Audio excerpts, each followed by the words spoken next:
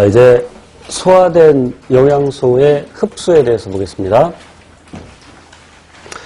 68쪽의 첫 번째 그림에 너무 간단하게 나와 있죠. 조금 더 자세히 볼게요.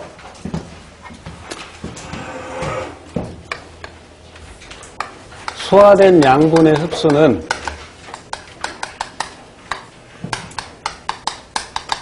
소장에서 일어납니다.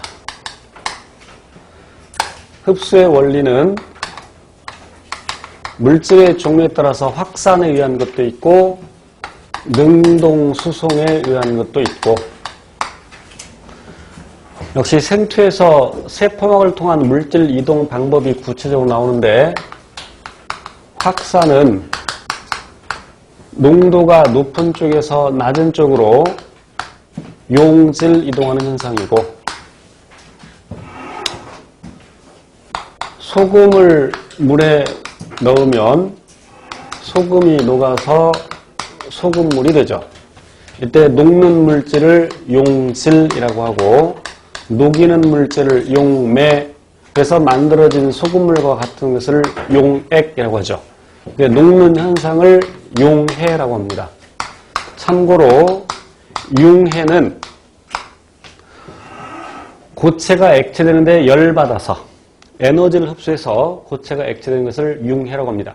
소금을 계속 가열하면 소금도 액체가 됩니다. 그런 걸 융해라고 하죠.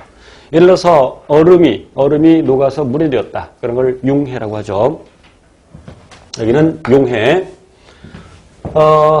비커에 물이 들어있고, 여기다가 빨간색 잉크를 떨어뜨리면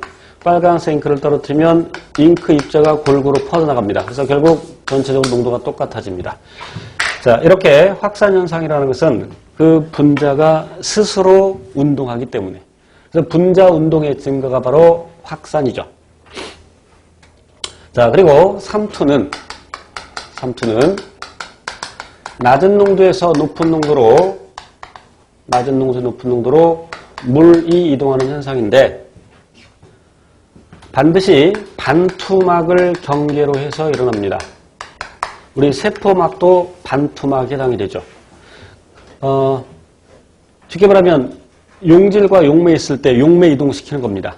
용질을 잘 이동시키지 못하죠. 구체적인 것은 나중에 배우고. 자, 여기 반투막이 있습니다. 셀로판 종이도 반투막이란 일이죠. 그래서 왼쪽은 3%, 오른쪽은 1% 염화나트륨 수용액이 있다. 그럼 그 염화나트륨이 물에서 이온화된 상태, 나트륨이온과 염화이온으로. 그런데 이 이온들은, 전하를 띠는 애들은 반투막을 통과하기 어렵습니다. 쉽게 말하면, 진짜 그런 건 아니지만 구멍이 뚫렸다고 칩시다. 그래서 이 나트륨 이온과 염화이온이 이 구멍을 통과할 수 있다면 농도가 높은 쪽에서 낮은 쪽으로, 그러니까 왼쪽에서 오른쪽으로 이동을 하겠죠. 그러나 이온은 반투막을 통과하기 어렵다. 그런데 물은 비교적 쉽게 통과할 수 있죠. 그래서 물이 오른쪽에서 왼쪽으로 이동을 합니다. 저농도에서 고농도로. 그럼 오른쪽은 물이 줄어들고 오른쪽은 물이 늘어나고 이렇게 되겠죠. 자, 그런데 삼투를 한마디로 얘기하면 물의 확산입니다. 삼투를 한마디로 얘기하면 물의 확산. 우리가 물의 농도라는 용어는 쓰지 않지만 여기서 한번 생각해 볼게요. 처음에 왼쪽 오른쪽에 모두 100g의 염화나트륨 수용액이 있다. 용액이 각각 100g이 있다. 소금을 100g 있는 겁니다. 그럼 이때 소금, 즉 용질은 3%니까 3g이 있고 1%니까 1g이 있고, 그럼 나머지 양이 물이겠죠. 왼쪽은 97g의 물, 오른쪽은 99g의 물.